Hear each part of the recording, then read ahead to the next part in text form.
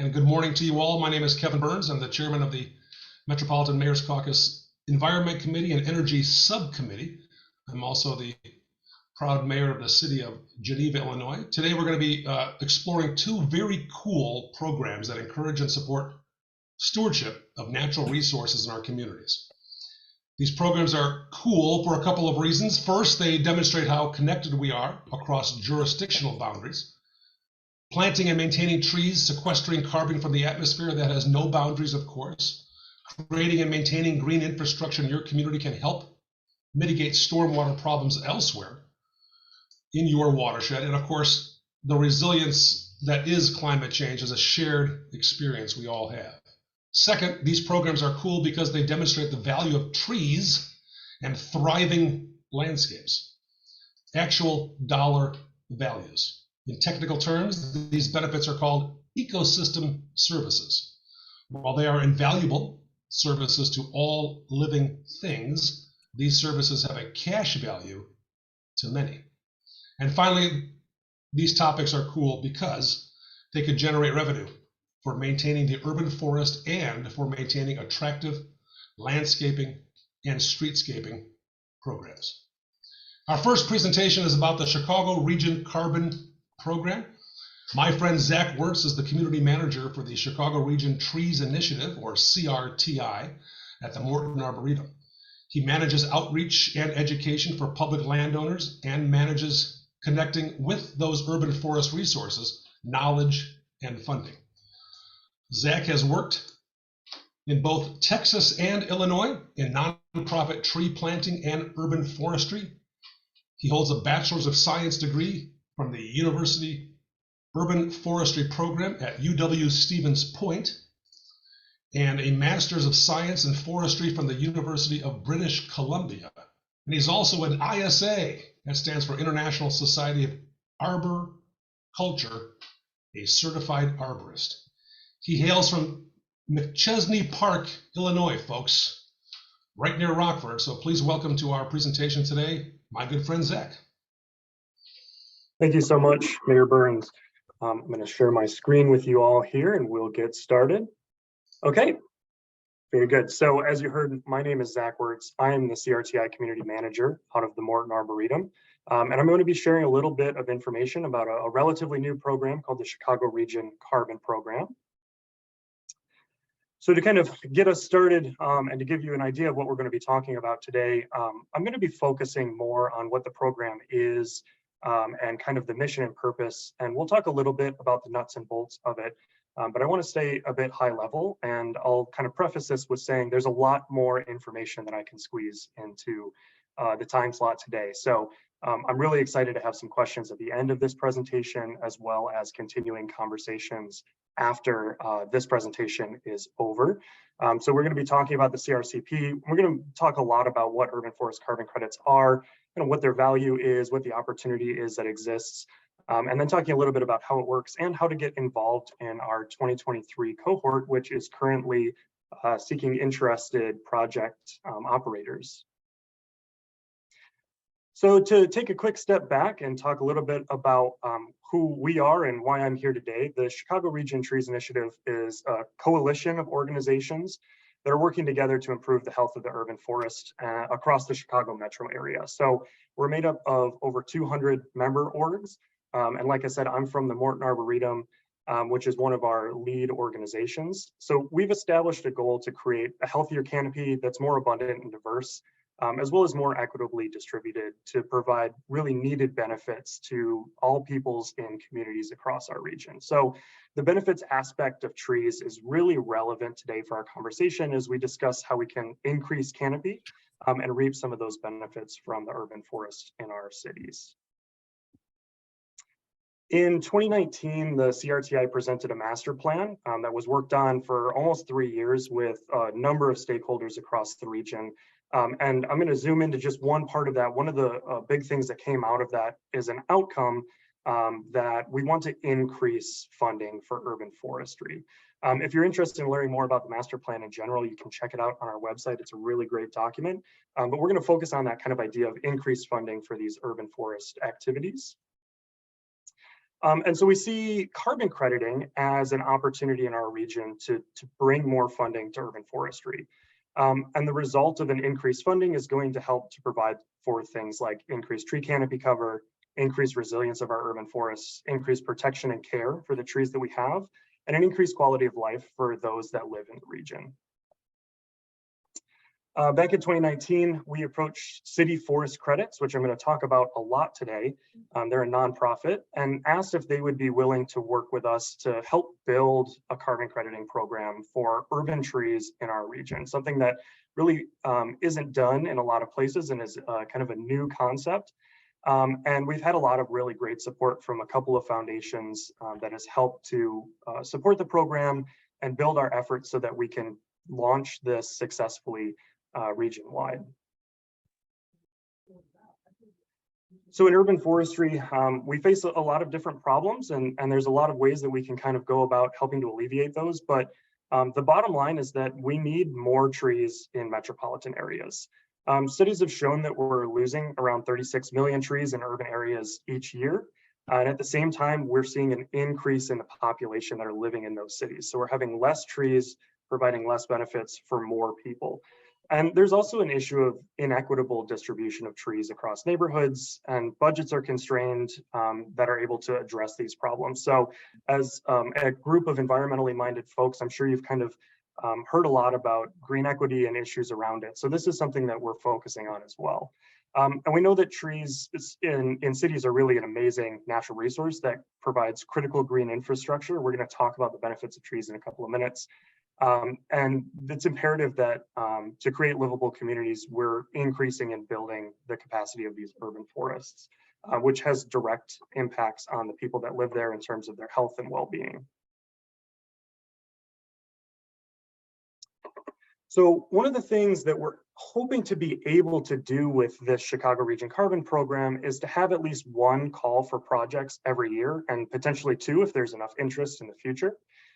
So we just recently had our 2023 kickoff event a couple of weeks ago, and we are in our call for projects. So this meeting is very timely. I'm really excited to be able to get this in front of all of you for your consideration.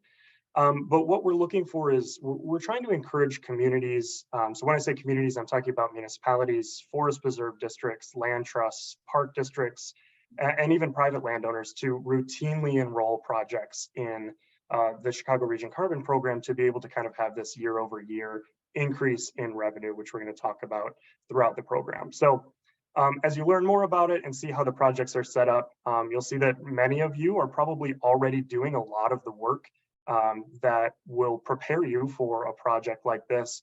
And hopefully you won't have to go back and do a lot of gathering data because we've seen really great urban forestry programs across the region that are doing a lot of really wonderful things. So there are tools and resources as well that will help to streamline the process for you as you move forward.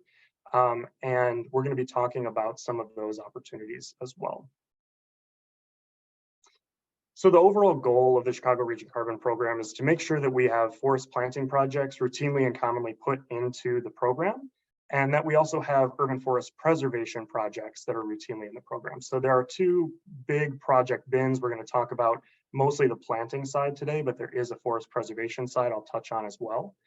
And if we can do this, we're going to see that this increase in funding is going to have significant boons for budgets in terms of planting and maintaining trees. Hopefully we'll see more increased protection and increased preservation of trees that we already have. We'll see improved urban forest health and improvement to policies and actions around trees, and an increased understanding of the value of the urban forest. Additionally, we're hoping to connect more corporate interests and help to align their goals with the goals of urban forestry in our region. And ultimately, this results in an improved quality of life for your communities.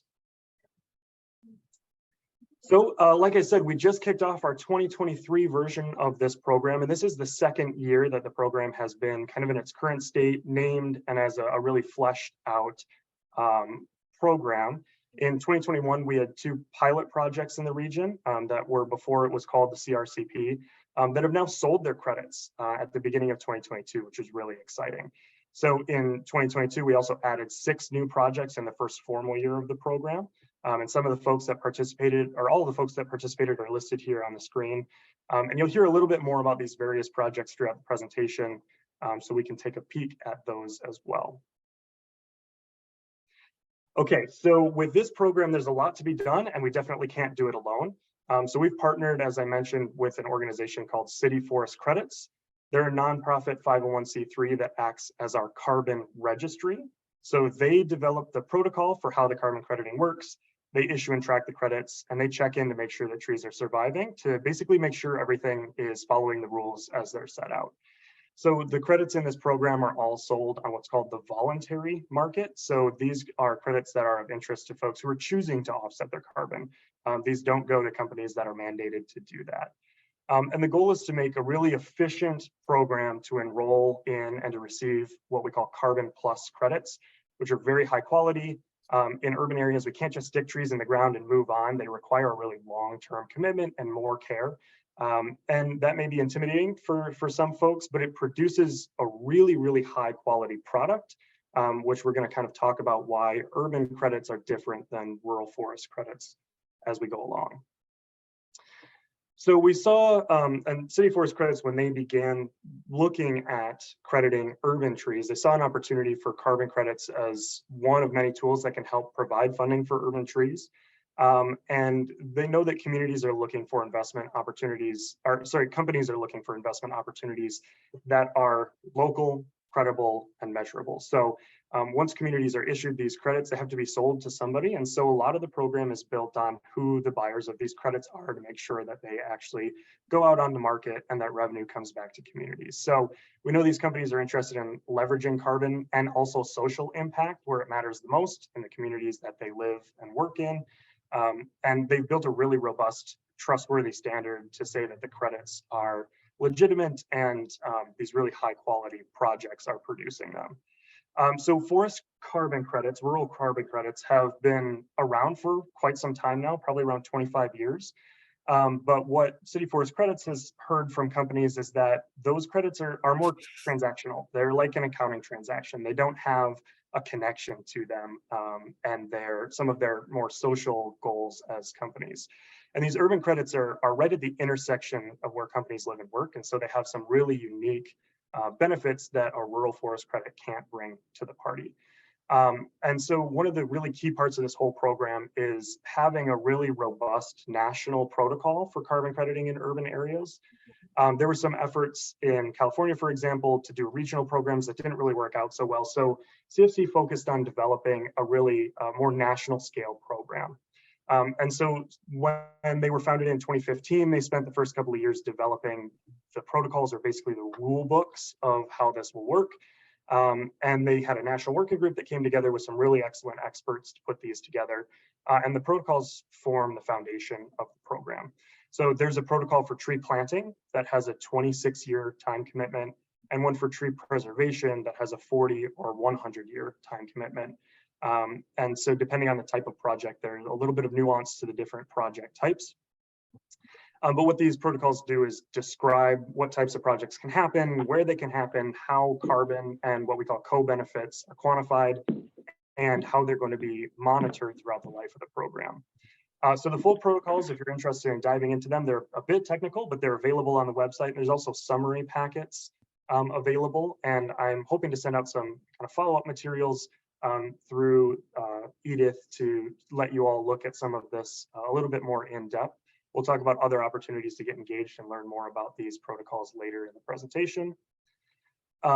But what they produce is called a carbon plus credit. So urban forest carbon is produced at a smaller volume than rural carbon. So in rural settings, usually a carbon program is 5,000 plus acres. And so we know that in urban areas, the volume of the carbon that trees are going to be sequestering is going to be lower because we're dealing with less trees. But the benefits that are in addition to carbon that these urban trees are producing goes way past carbon sequestration alone. So that's why they're called carbon plus credits. They look at extra ecosystem co-benefits or services like rainfall interception, air quality improvement, energy savings through things like heating and cooling. And the co-benefits are actually quantified with the carbon credits. So when you receive a credit, you know how much carbon is in that credit. And you also can see from those trees in the program what the quantified numbers around these other benefits are. So you can see the gallons of stormwater reduction and the amount of dollars that that stormwater reduction is worth to your community. So I'm going to be talking a lot about carbon credits. And one thing I'll mention is that one carbon credit is equal to 1 metric ton of CO2 removed. So you can kind of keep that in mind as we go through.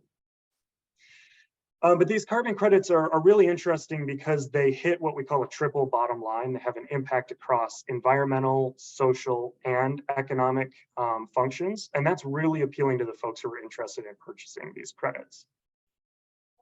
And so it's a really holistic credit that has that, again, that advantage over a rural credit that only looks at the carbon itself. The second really important thing about these credits is that they are delivering benefits right to the people where they live and work. And so City Forest Credits, through their process, has projects describe the impacts and the social impacts of their projects, which are mapped to the United Nations Sustainable Development Goals. And that helps to kind of report on those impacts and also helps buyers see what the impacts are on a more internationally accepted scale. And the whole goal of the program is to create a credit that's really high quality, which we understand might be a lower volume than a forest credit, but are extremely valuable and thus expensive in the market. Urban trees are really expensive. We know that from experience, and we want the credits to be expensive as well. So buyers both recognize the value of those and that it can deliver more revenue to the project operators like you all who might be doing these projects. So City Forest Credits has 36 projects underway across the United States. They work out of the Seattle area and they work across the nation. And they're working with cities, counties, conservation districts, and nonprofits that are leading these projects. So each tree on the map represents a project or a program underway, and there are many, many more in development across all of the different partners that they have. And these include both preservation projects and planting projects with a range of scales.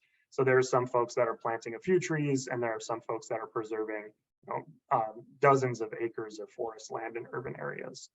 So this opportunity represents what I like to kind of say is a cutting edge opportunity, but it's not a bleeding edge opportunity. So the protocols are in place. Folks have been going through the program and have received and sold credits, but it's still really new. And it's a cutting edge way to both bring in revenue and for your community to achieve your own sustainability and climate goals.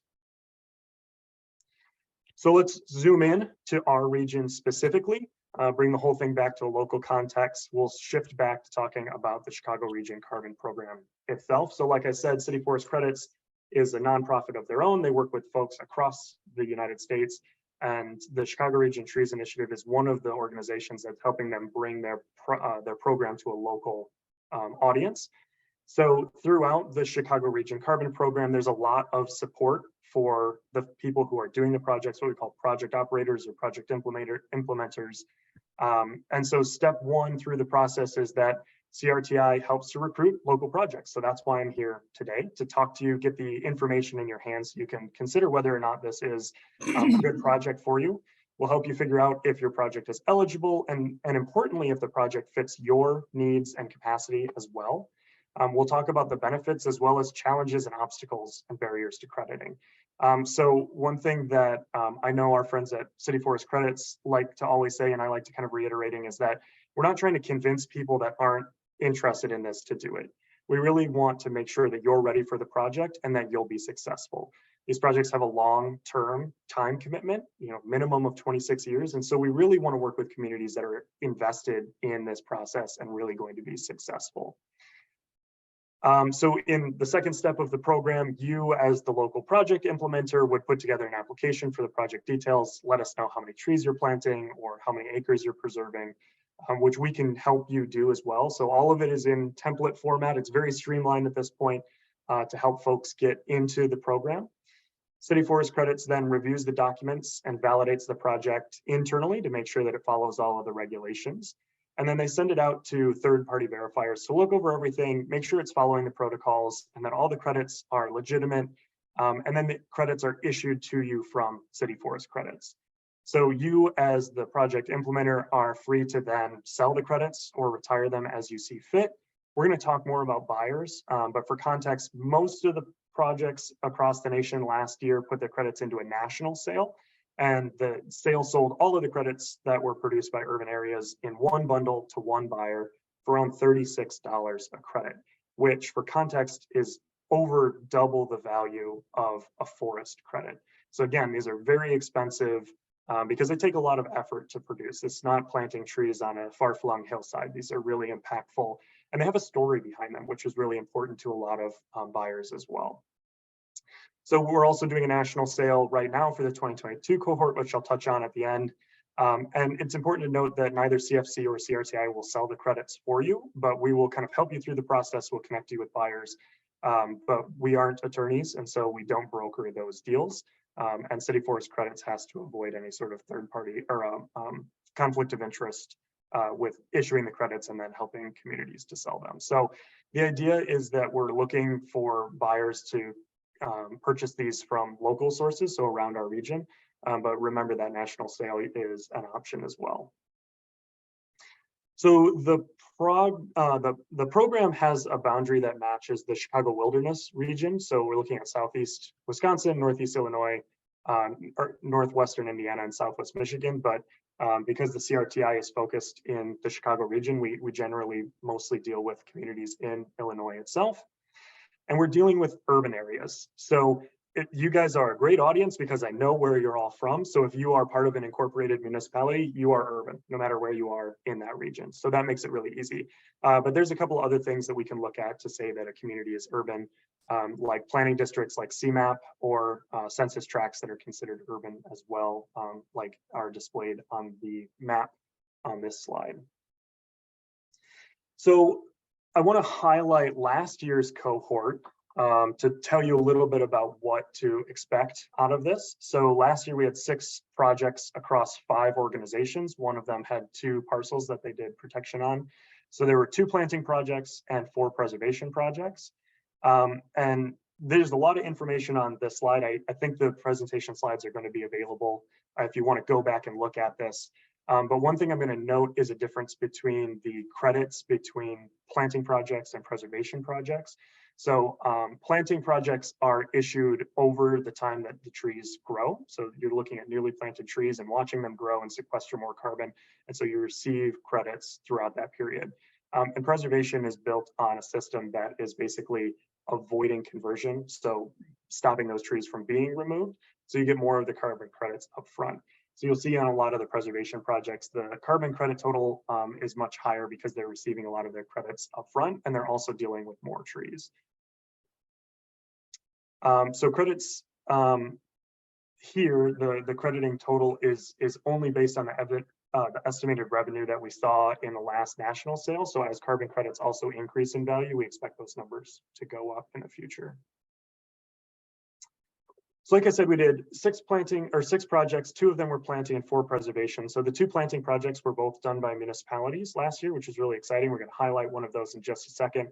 But between them, they planted almost 2,000 trees, and our 4 preservation projects protected over 110 acres of forested area, which is really, really excellent. So across those projects, 21,000 credits were issued.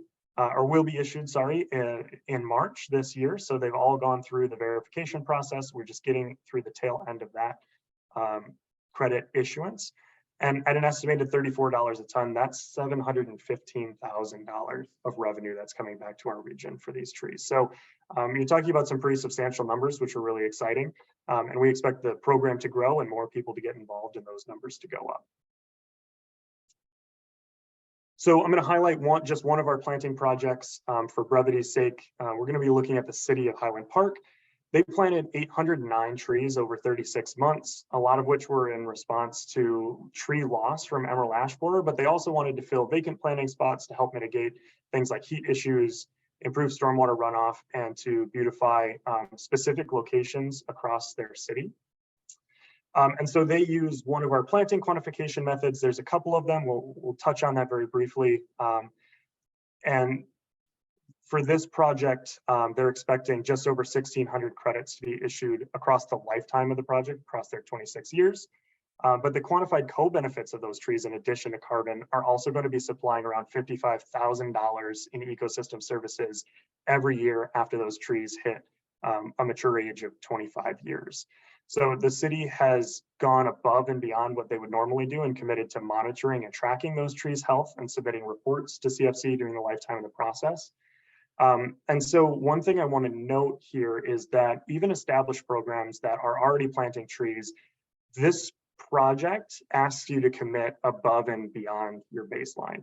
And that's one of the things that makes those carbon credits legitimate. So in our region, because we are unfortunately losing more trees than we're planting, any tree planted helps us to sequester carbon.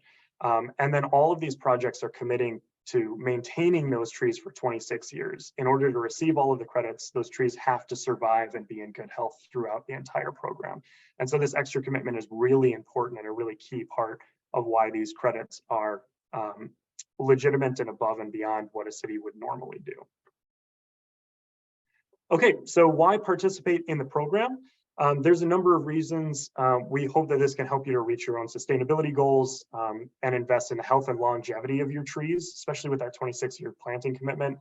This is an opportunity for you to be a cutting edge leader in climate action and receive some of that revenue from the sale of credits, especially with the planting projects that most municipalities would engage with, because there are those funding intervals that you can look forward to, which I'll show in just one moment. So what you need to do is plant or preserve trees, maintain the project for the time duration that's specified, and then monitor and report them on them to the registry, and then sell your credits afterwards. So been talking a lot about selling credits, but not a lot about who's buying them. So carbon plus credits are still relatively new on the voluntary carbon market, but businesses are showing a lot of interest in purchasing them, especially from local projects. So the buyers in the past have ranged from small to large scale companies, including organizations like PayPal, Jonathan Rose Companies, Cloverly, and local companies like Fisherman's Finest and Bassetti Architects.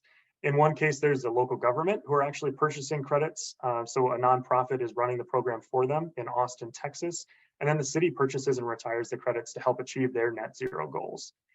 So there are a lot of really interested companies in this. There's interest in also the idea of in the future funding projects to then credit, and that's an avenue that we're exploring right now.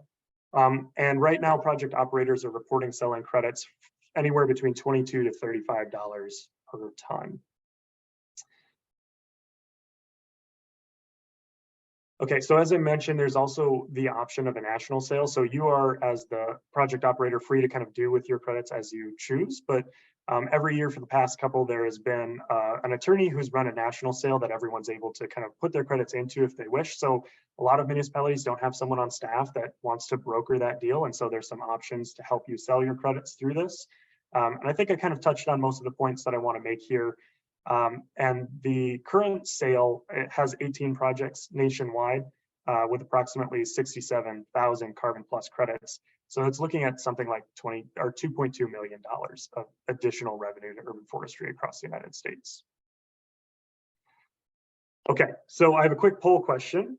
And Edith, can I get a time check? So I'm going to be. You're fine on time, Zach. Okay, excellent.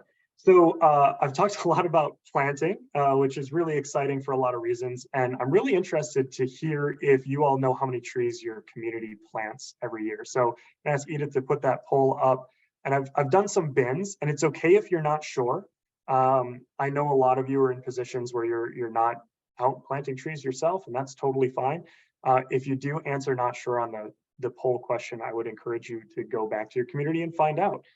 Because I think that's a really interesting and important thing to understand, is how many of these important trees you're putting into your community on an annual basis. So we've got about 75% of the people participating, which is excellent. Thank you all.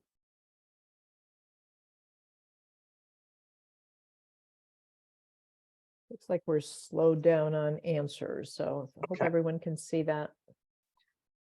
Yeah, so whenever you're ready, you can close that up and share out the results if you would, please. Okay, So it looks like most folks aren't sure, which is just fine. But like I said, I'd encourage you to go and seek an answer to that question. And then a lot of folks are in the 100 plus range, which is great. So on the next couple of slides, we're going to talk about some of the nuts and bolts of the projects and kind of how you have to operationalize them. And so keep these numbers of how many trees you're planting every year in your community in mind as we go through the next handful of slides here. Okay, so like I said, nuts and bolts. For tree planting projects, there are 3 different types of planting projects that the protocols look at. So there's what they call single tree planting. So this is kind of your traditional street tree planting. Trees are a little spaced out, and the protocol looks at them on an individual stem basis. A step up from that in terms of kind of collecting trees in one area is what we call a clustered canopy. And so this would be more, areas like parks. And so it's looking at single trees still, but you're going to be looking at kind of more of an area than along streets. And then the last style is area reforestation. And so this is where we switch to looking at more of a canopy view. So if you, for example, have a barren park or an ag field that you're trying to convert to a forest and you want to plant trees to forest that area, that's where we can look at this area reforestation.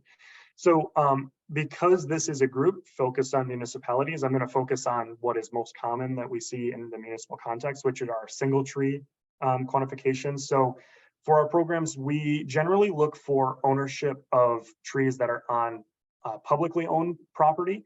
There's no regulation that says that you can't have a privately owned property, but for planting projects, it's best if all the trees that you're submitting in one project are owned by the same entity. And generally, that would be something like a municipality. So for example, all of the trees on your rights of way would be owned by the municipality on public property.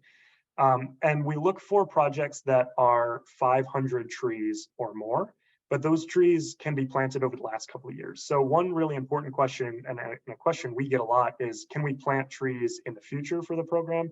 You can plant trees in the future, but for the crediting application, all the trees have to be planted already. That said, we let communities aggregate the last 3 years of plantings. So you can look back 36 months and look at all the trees that you planted that you want to credit and combine them into one program. And there's no limit to kind of the number of times over the years you can submit projects. So if you are planting enough trees in your community that you can hit that 500 tree number in 1 year, you're also welcome to just look at 1 year. And then next year you can consider another application if you want. And so you receive credits over the course of the project. And these are, remember, 26-year planting projects. So in year 1, you receive 10% of your total credits. In year 4, you receive 40%, year 6, 30%, year 14, 10%, and then in year 26, the remainder.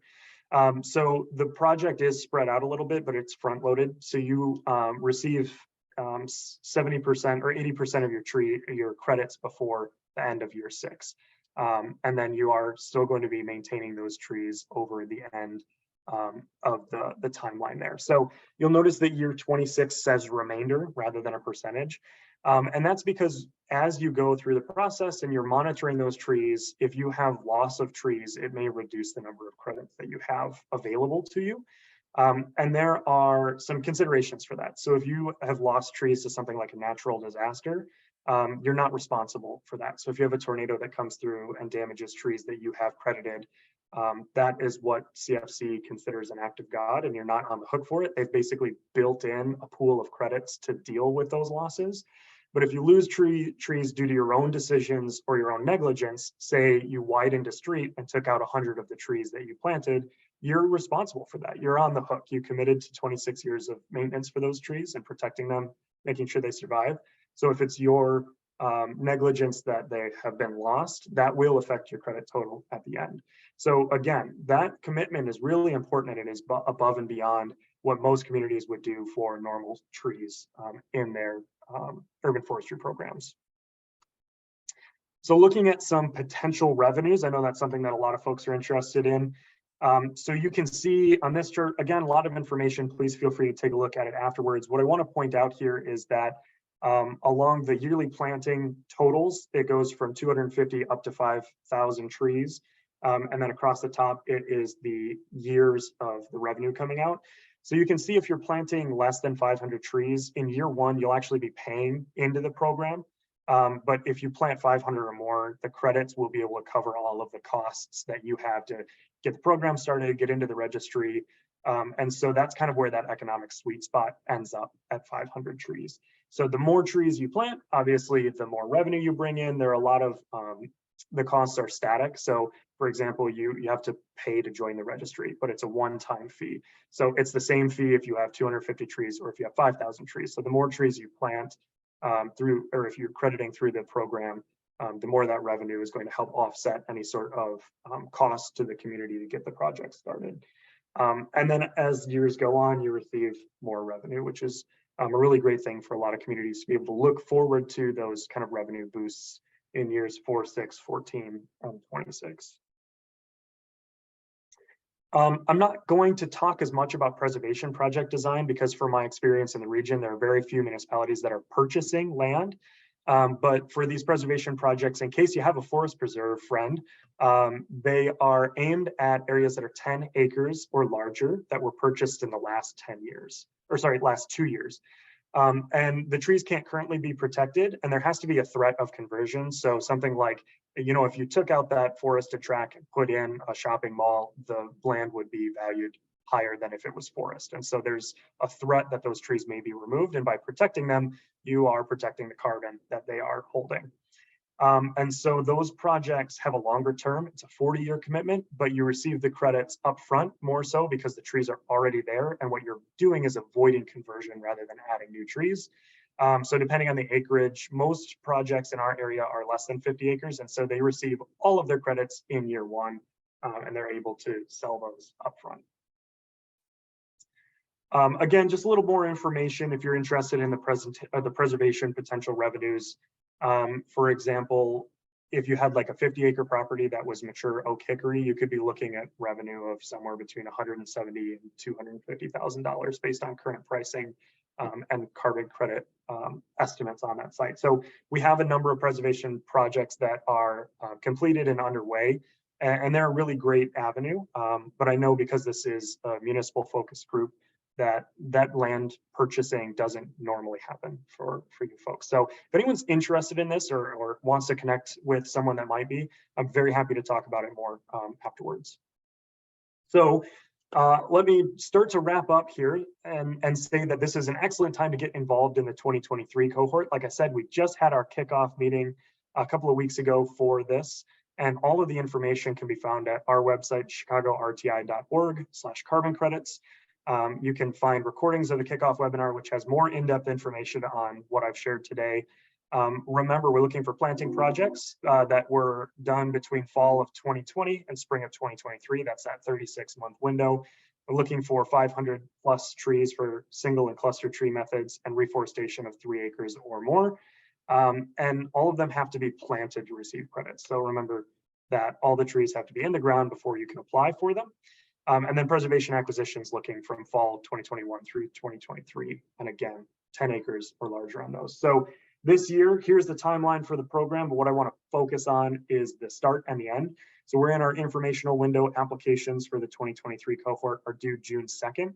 And we want to meet with you and talk about your program. So if you go to that chicagorti.org/carbon credits, there's an interest list you can sign up on. Basically, it tells me, hey, I'm interested in this. I want more information, and I can reach out to you with that.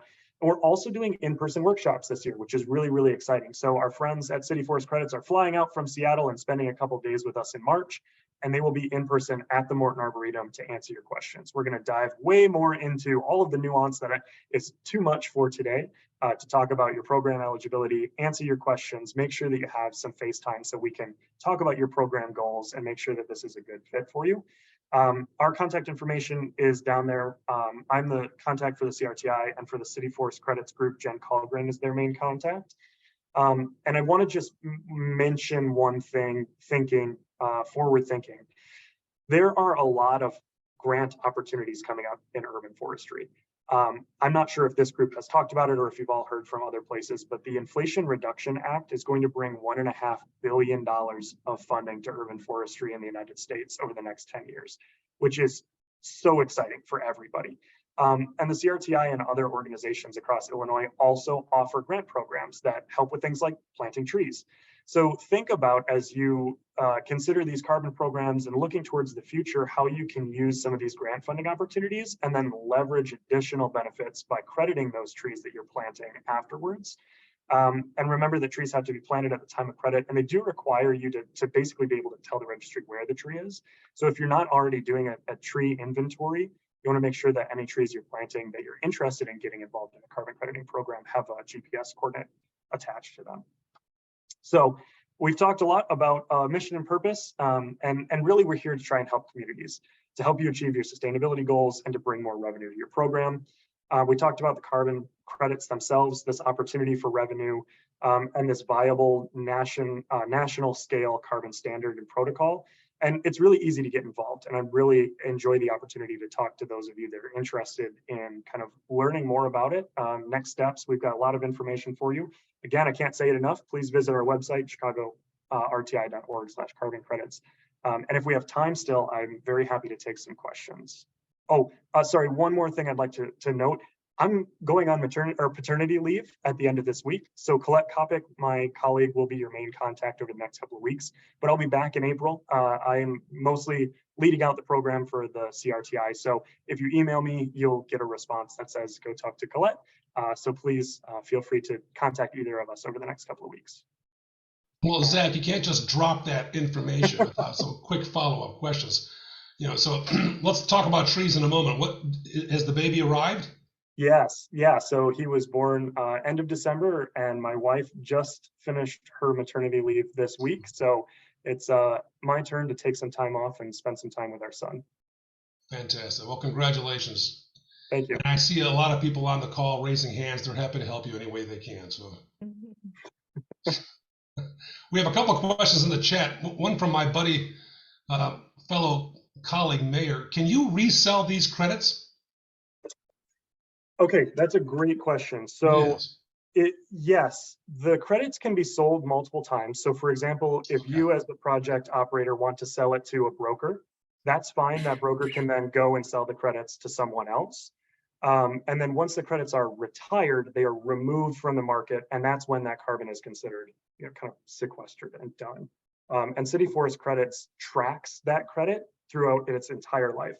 So when you make those sales, you tell City Forest Credits, they've got a blockchain that follows that credit throughout life to make sure that it's only retired one time and that multiple people aren't taking advantage of that credit.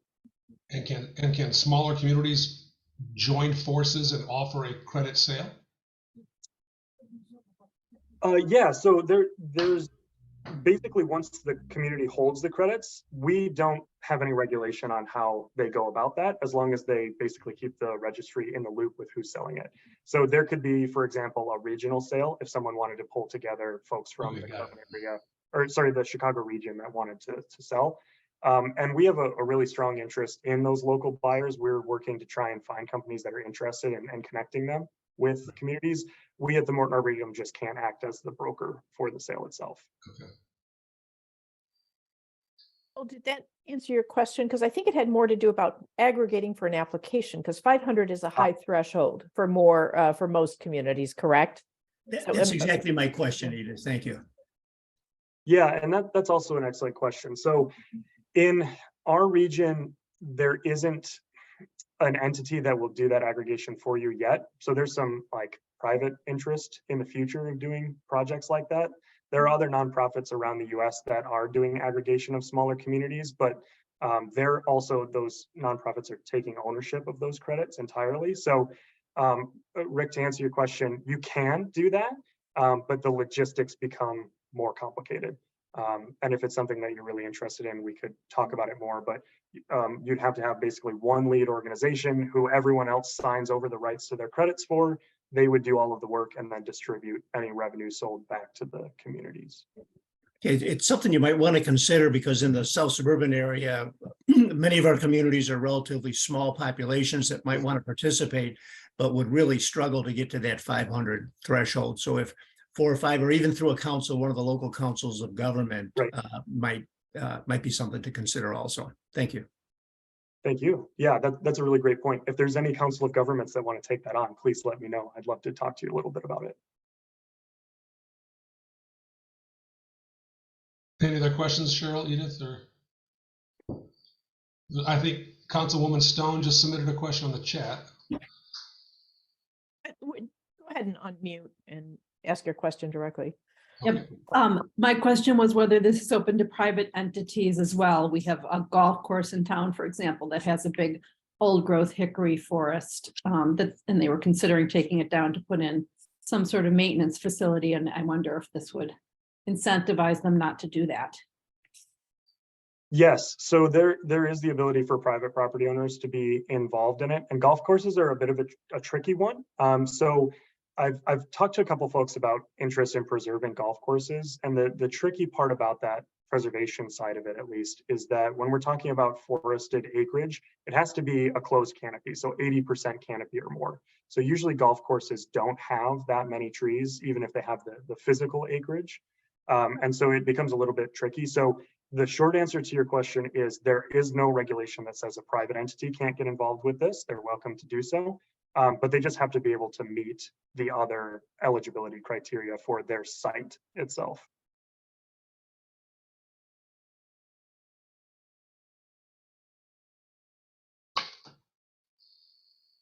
Anything else, guys? Zach, we appreciate you. Thank you very much. Yeah, thank you so much for having me today. And have fun on paternity leave. And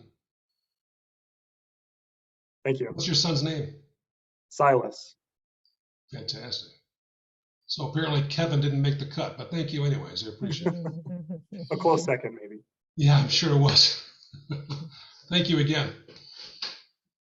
We're transitioning on, folks, to a topic called StormStore, a stormwater credit trading program. Our presenter is Ryan Wilson, Senior Manager of the Metropolitan Planning Council. Ryan is leads the StormStore initiative, a decade-long effort to establish an environmental market for stormwater management in Illinois.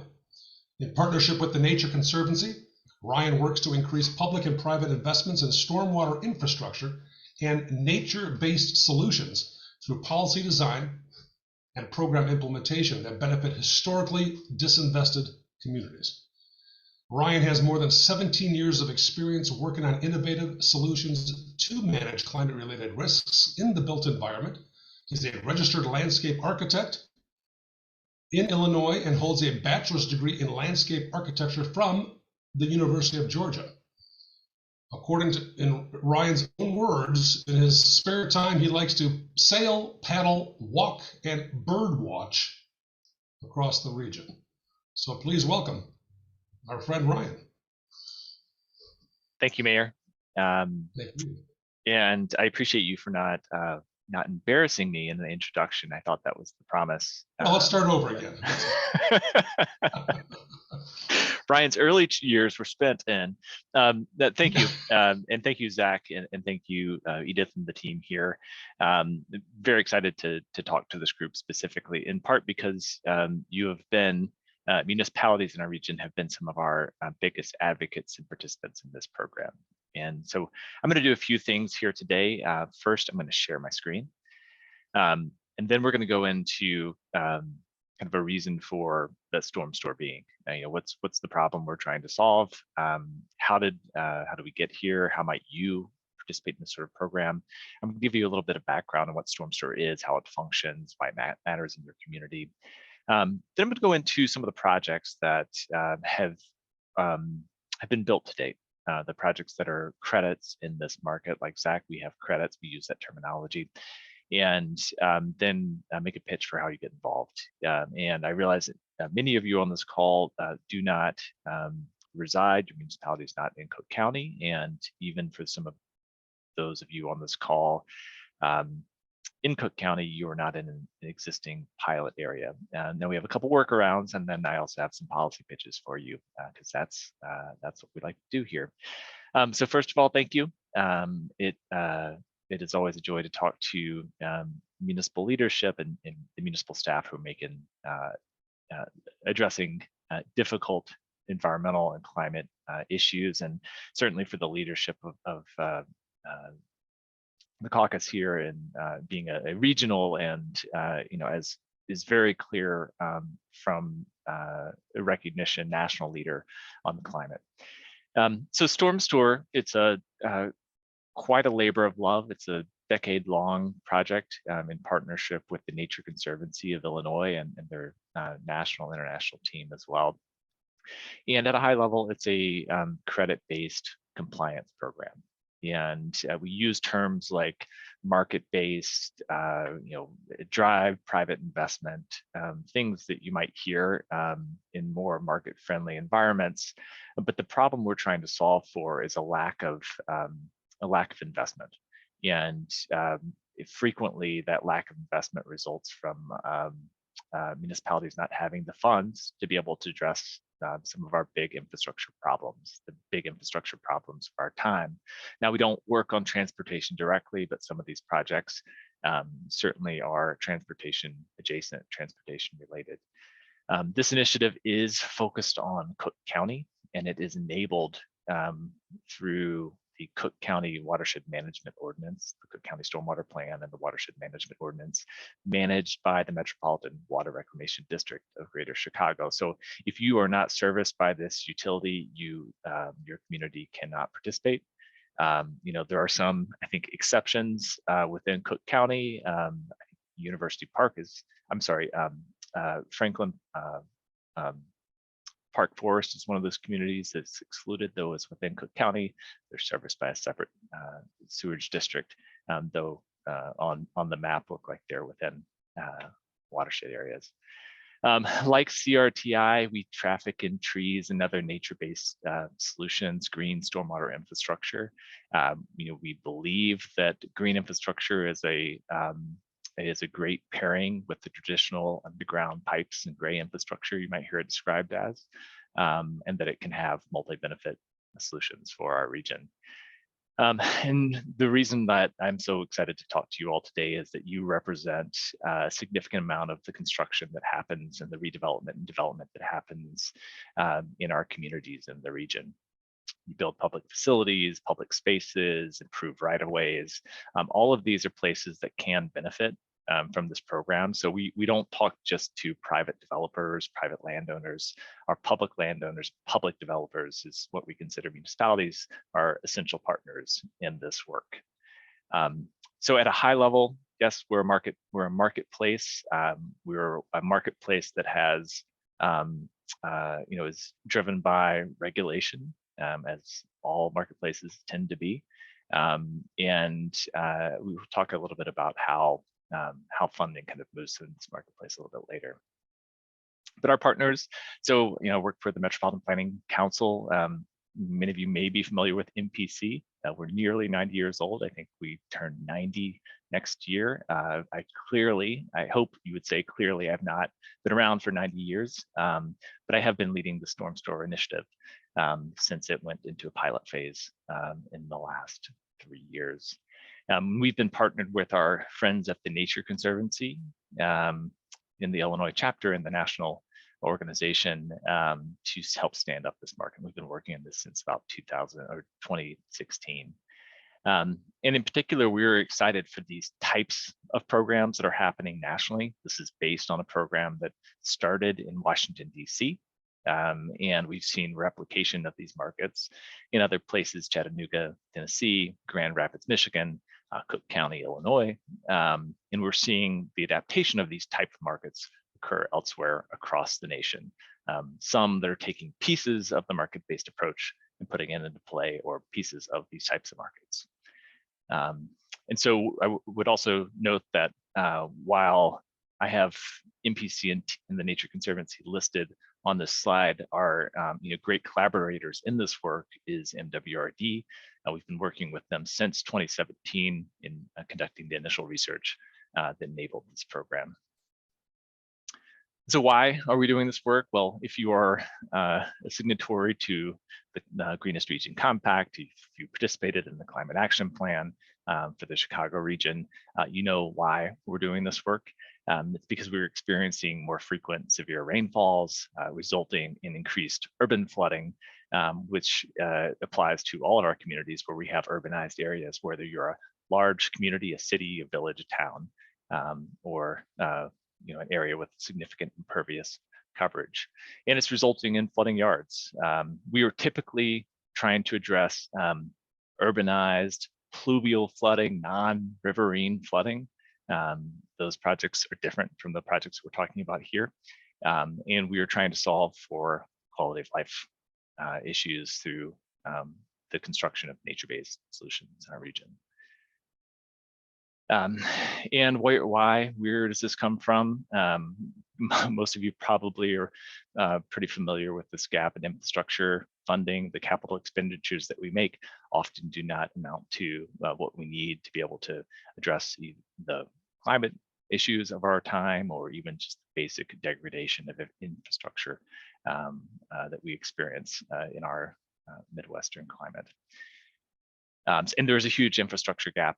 In part, we're seeing, and I don't have this slide here, but with the Metropolitan Water Reclamation District, there is a commitment through consent decree to make investments in infrastructure and green stormwater infrastructure.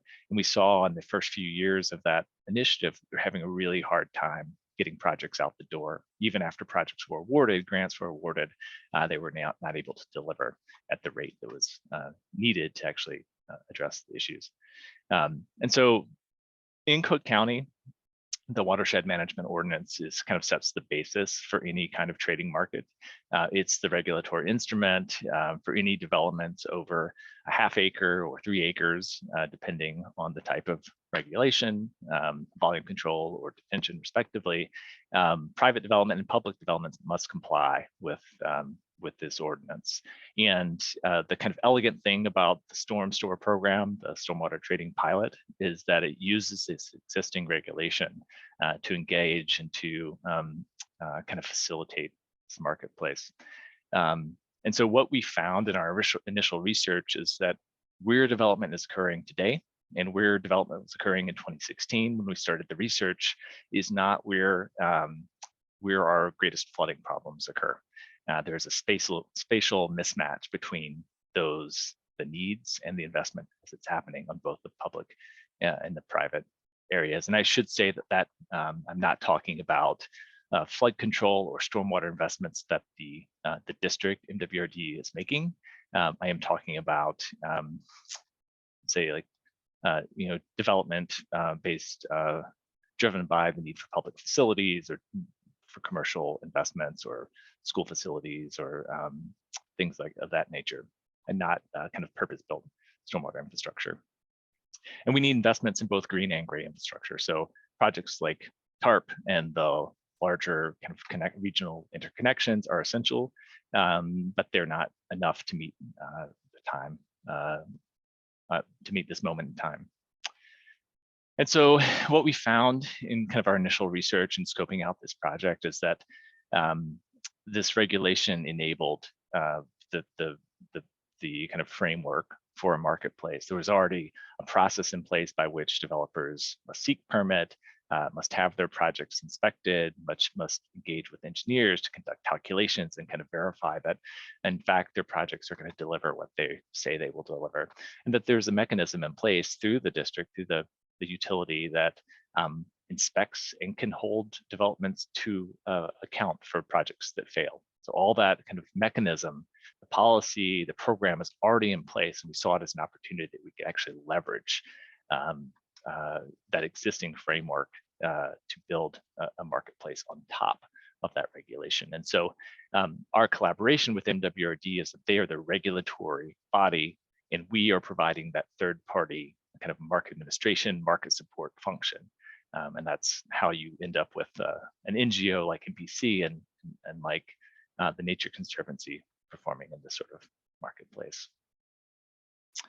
So the path to StormStore started to kind of get into this already, but around 2015, 2016, the Nature Conservancy and NPC started to initiate our partnership. We came up with the concept of StormStore and the quirky branding, trademarked and all. And that was sort of our partnership organizationally. The concept actually started about 4 or 5 years before that, really when the DC market was kind of getting off the ground. After our partnership was initiated, we began to move into the research and problem identification phase. And that was done in partnership with the academic organizations, utility, to verify that there is indeed a problem here. And that problem primarily is that spatial mismatch I talked about, but also the lack of capacity to invest in capital expenditures and capital infrastructure improvements. So we conducted both the policy and regulatory review. We also did a demand side analysis that showed, there's actually buyers out there. There's enough development happening. And this is based on historic permitted actual project data that said about 1 in 5 projects in Cook County would benefit from participating in one of these trading or credit swap programs. We also conducted supply side analysis. So where is the need? Where are those communities that are flooding? Where are those locations, depressional areas in the region that are flooding? And is there enough supply? Are there enough credits to be created and then to be sold, or that could be created and that could be sold down the road? And what our research showed is, yeah, indeed there is. The supply is where maybe it is most needed. The demand is potentially where development is occurring and where there's already kind of improved infrastructure. And I should say, one thing I really appreciate about the design of this program is that it is based on some engineering calculations that do their best to limit adverse local impacts. So the way the pilot is structured and the way the WMO is structured, it does its best to eliminate the possibility that local sewer capacity cannot manage the storm events that are that happen after a local rainfall event. So to say that another way, maybe to be more clear, the pilot is intended to reduce the risk that local flooding happens when a buyer purchases credits, and I believe that's what we'll see at the end of this pilot. We also put together a market demonstration report, which essentially says, here's how the market should be structured. And here are the roles that utility can play. Here's the roles that organizations like NPC or other third parties can play to facilitate this sort of program. And all of that was the basis, as well as review by the technical advisory committee to the MWRD. That was the basis for passage and update of the WMO and of the passage of this pilot program in 2020. So what you all may remember is that 2020 was a tough year to do anything, especially if you're a municipality or you're a contractor, developer, an engineer, somebody working in construction trades in person. So it was not a great year to start, but I'm happy to be able to look back and say that was the origin of some of our first credit generating projects. And so why and how can municipalities, those of us in the room, benefit from these sorts of programs? Why do we think it's a valuable investment for you? Is that it's a potential revenue source for paying for new infrastructure or generating revenue for operations and stewardship, operations and maintenance of existing assets, public assets. It can also be money back into your coffers if that's how you might want to use revenue generated off the sale of credits. Our research showed that, and I'll just say I haven't said this yet, but the 2 pilot watersheds that this project is currently available in Cook County are the Lower Des Plaines and the Little Calumet, so essentially West Cook and South Cook, not Southwest or far Northwest or North. And the estimates is that a typical project in either of these communities could generate on the order of about $175,000 in revenue from sale of credits. And also, if you are a buyer of those credits, you potentially, and municipalities can be buyers, you potentially can save, I think, on the order of about a quarter to half acre of developable land that could be, put to, other public use. And so we think it's a really good opportunity for municipalities to be either buyers or sellers in this market. But to date, we've only seen municipalities as generators or sellers, developers of credits. And so at a high level, what are the benefits of a StormStore or stormwater trading, stormwater credit trading? I think first of all, it's that optimal, it gives the utility and the municipalities the opportunity to optimally place public assets that manage stormwater. It is a tool for encouraging reuse of marginalized or greenfield lands, lands that are ripe for redevelopment. This certainly provides opportunity for reducing the amount of infrastructure built to encourage infill and transit-oriented development. And again, that goes back to my comment earlier about in communities where there's already ample local sewer infrastructure to facilitate sort of purchase of off-site compliance. And then potentially reduces compliance costs for developments in your community. And you'll see through some of the projects that this is one of the tools that municipalities are using today, is to try and encourage that reduced compliance costs for attracting new development to the community.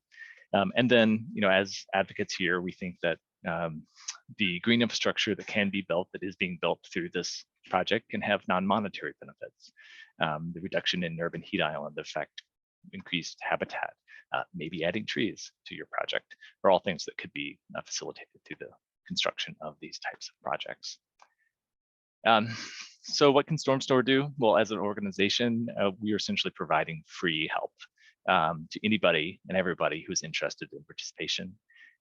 So if you have a question, if you are at all interested, my contact information is included in your agenda, I believe, in this presentation. I'd be happy to help you in any way possible get involved here. So what are those eligible areas? I've said them out loud, but the Lower Des Plaines Watershed Planning Area, it's a technical term, but it's the area is essentially in blue here. And the Little Calumet, which is that area on the bottom right of the page in blue. The areas in green are the other watershed planning areas that exist within Cook County and are areas where we say have limited eligibility, and that's a qualification that's important to note. Is if you are in one of these areas, and I see Councilperson Stone from Highland Park, you are in one of these areas, the green area, where you can potentially, I'm sorry, I might have misspoken there.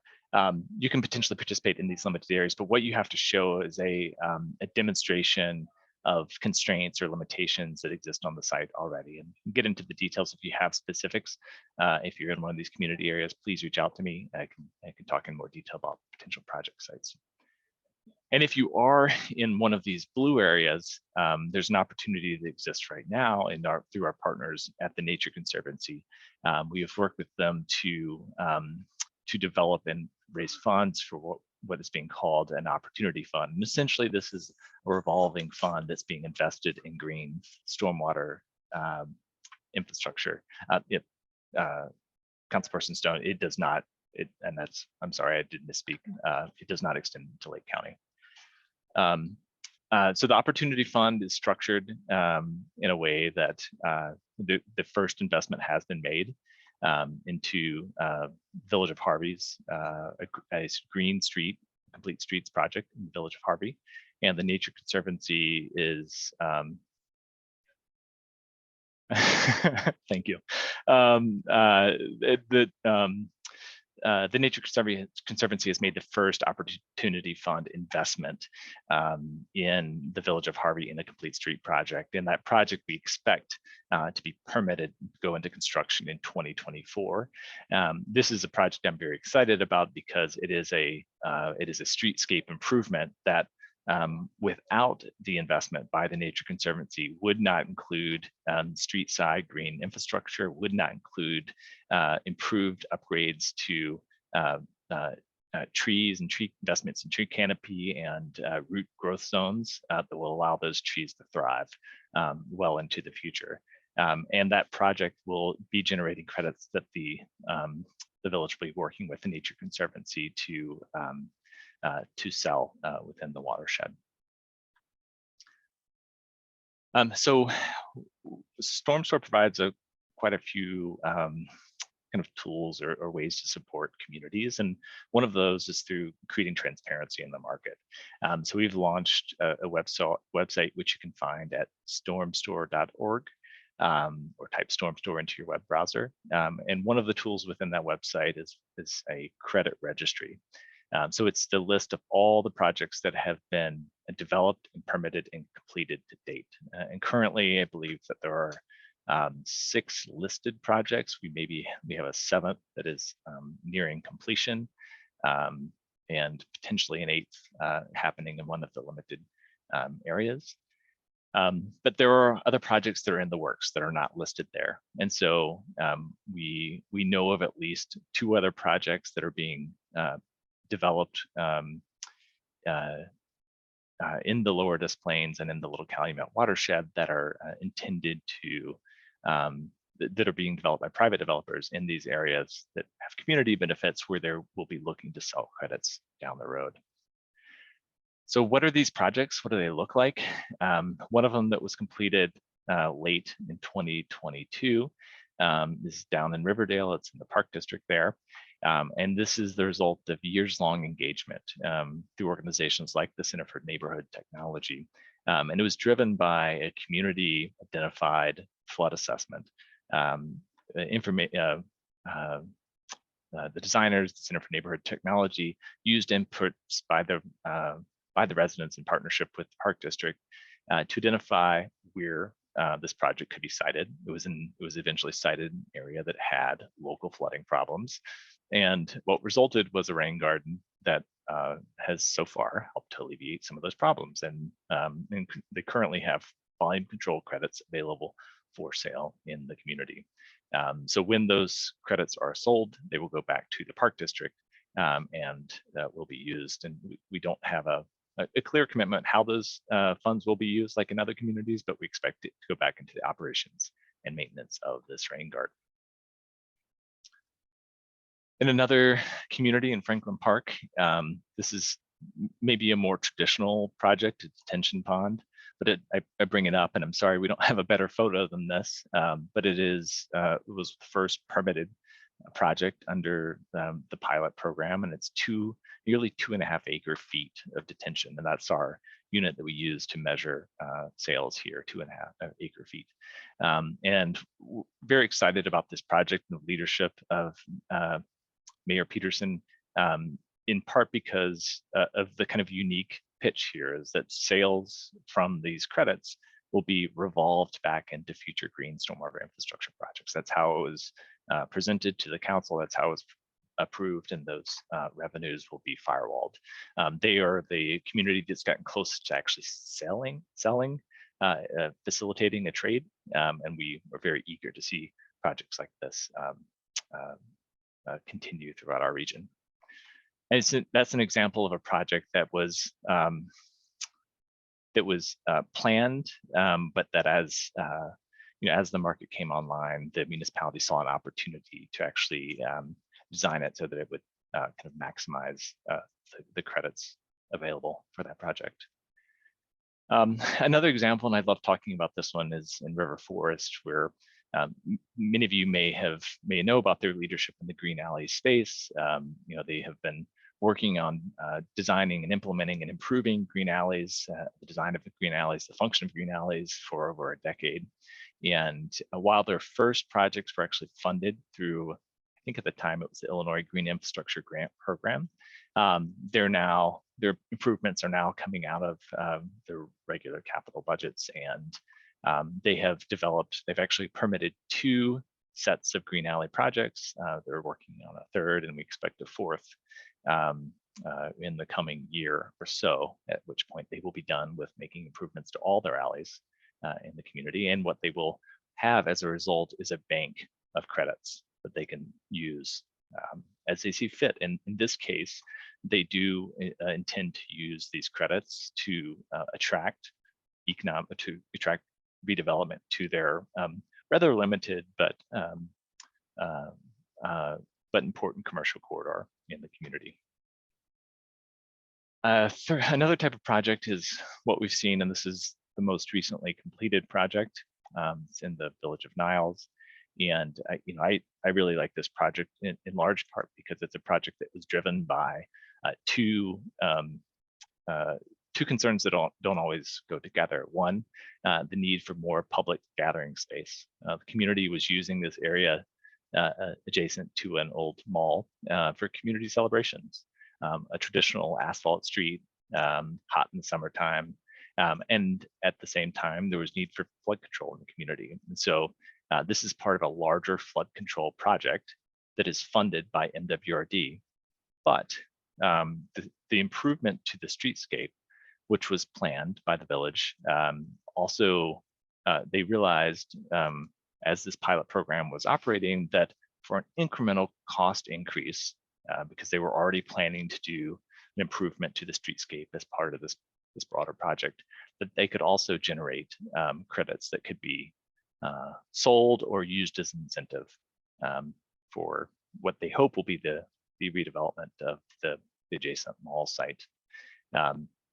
So this is one of those projects I'm really excited about because it's an example of a community seeing an opportunity to make a small change to a planned project that would actually generate capacity that would not be otherwise developed. And so what can be done to bring StormStore to your community if you're not already working on a project? I think first of all, it's just getting a sense of what projects are coming down the pipe for you. Do you have public facilities that are planned to go into development? If so, this is a great time to talk to your municipal engineers or your project engineers about whether there might be voluntary capacity, management capacity built into that project. If you are not in a community that's in a pilot area or you are outside of Cook County, then I would say that there's a great opportunity, and we've had some conversations with the surrounding counties about whether a similar type of program could be brought to your county, to your utility, sewage district or stormwater district, and you may be that it's transferable outright, or that you take bits and pieces of this type of approach to encourage redevelopment in your community. But for the time being, we're only working in these. We're primarily working in these two pilot areas, and the majority of the time that we are spending is trying to help communities like yours get projects off the ground. So if you do have any projects, it's a great time to connect. We'll spend as much time as you need to help understand whether there's a viable project there for your community. So that is the core of my presentation. I'm happy to answer any questions or be quiet. Ryan, thank you very, very much. I throw out a quick question for you. You had referenced that, and I'm paraphrasing, are something like a municipal campus eligible for this type of programming, or does that make it extinct because it's municipal in nature? That's a great clarification. Any municipal project that triggers the watershed management ordinance in Cook County could be eligible. So if you are required to build any kind of detention or volume control for your project, then you're likely your project likely is eligible. And what's now the you have likelihood to you have to be managing actual impervious area. So you can't. It has to solve a problem that exists. It can't be a solution without a problem. Got it. And to what extent, if any, is there opportunity for this to expand beyond Cook County? That was one of the questions. Yeah. I mean, I think that I think there's a lot of opportunity. I think there's the precedent for intergovernmental coordination on these issues. Would love to see where we've had strong and maybe stronger leadership in other counties. I'm looking to Lake or DuPage. There could be great opportunities to transfer some of these lessons or potentially replicate or expand a project like this. Edith, any additional questions you think rise to the level of answering right now? There's a lot of good links in the chat to check out more information, but specific questions on StormStore, I think we've got them all addressed. Great. So on to our last presenter. Thank Yes, you. let's. Our last presentation is entitled Project Sidewalk. Our friend Crispina Ojeda Simmons is the project manager of the Metropolitan Mayor's Caucus. Our last short presentation is again about sidewalks and is by our colleague, Crispina. Crispina, the floor is yours. We look forward to your presentation. And of course, sidewalks are always an important topic. And if I may just borrow the comment from Shel Silverstein, if this is all about where the sidewalk ends, then please provide us information as to how to connect them. So thank you. Thank you, Mayor. So Metropolitan Mayor's Caucus has partnered with the UIC Department of Disability and Human Development, and we're going to be holding out a workshop on addressing barriers to sidewalk mobility. Project Sidewalk is a free online tool that helps address the lack of sidewalk information. It allows users to label curb ramps, obstacles, surface problems, sidewalk gaps, crosswalks, and the presence of pedestrian signals. In the workshop, participants will have an opportunity to share their concerns on starting, funding, and implementing sidewalk improvements. We will be providing a brief overview on municipal requirements on the accessibility in the public right-of-way and guide participant discussion on common barriers and potential solutions to developing infrastructure plans. This workshop is a part of a research study being conducted by UIC to improve and evaluate sidewalk data collection and assessment techniques, such as by crowdsourcing and artificial intelligence. And I believe my colleague Cheryl will be sharing the sidewalk, Project Sidewalk website address, the workshop registration link, and the workshop information sheet from UIC in regards to how this is part of their study.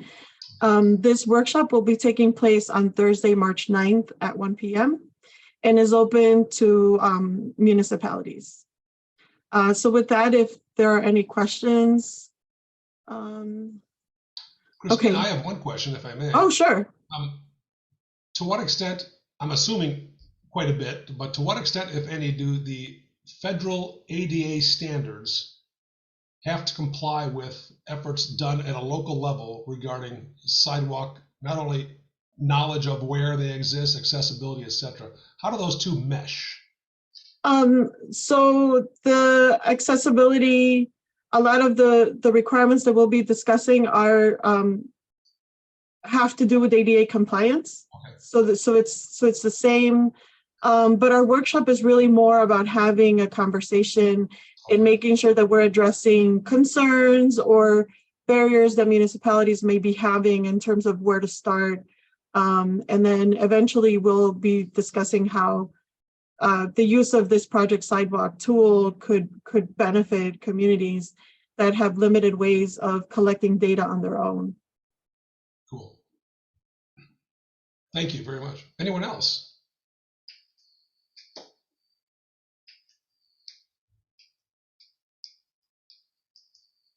I don't have access to the chat right now. Anything else in the chat? Crispina, if you can see that, or Edith or Cheryl? Or... There are no other questions. If anybody has any last thoughts or questions, please speak now. Otherwise, we'll transition to the announcement of the next meeting. And go ahead and announce that, Edith, if you could. I know that the next Sure. meeting is held in Acapulco, so we hope that your cities have budgets. Yes. Our next it's kind of a transition. Our next topic is geothermal. Geothermal systems, mostly small scale. We're really interested to see how that can be worked out for small scale developments, including residential. We have a speaker who's the director of the Illinois Geothermal Alliance. And that meeting, as usual, will be on Zoom, as usual, third Tuesday of the month, 10 to 11:30. And Cheryl just dropped that registration in the chat. We'll have a little more description about that meeting announcement shortly. Just a reminder that all of the content for the Environment Committee meetings, the slides, and then any follow-up materials will be on the Environment Committee webpage, which is at the beginning of the chat, but we post everything there. And thank you to the newcomers who have joined us for the first time. So yes, thank you very much. Dave Wilms, I believe your prom theme was geothermal, wasn't it? Or Mine personally was not, but I am absolutely interested in adding geothermal to what I have. Yeah, we are. So we've got several projects in town that actually utilize, but it's still a well-kept secret. So it's kind of interesting as heck. So. Right, we have to make the transition. Yes. And I'm looking forward to our next meeting. Agreed.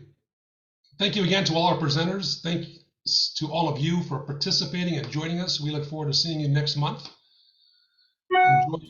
Yes.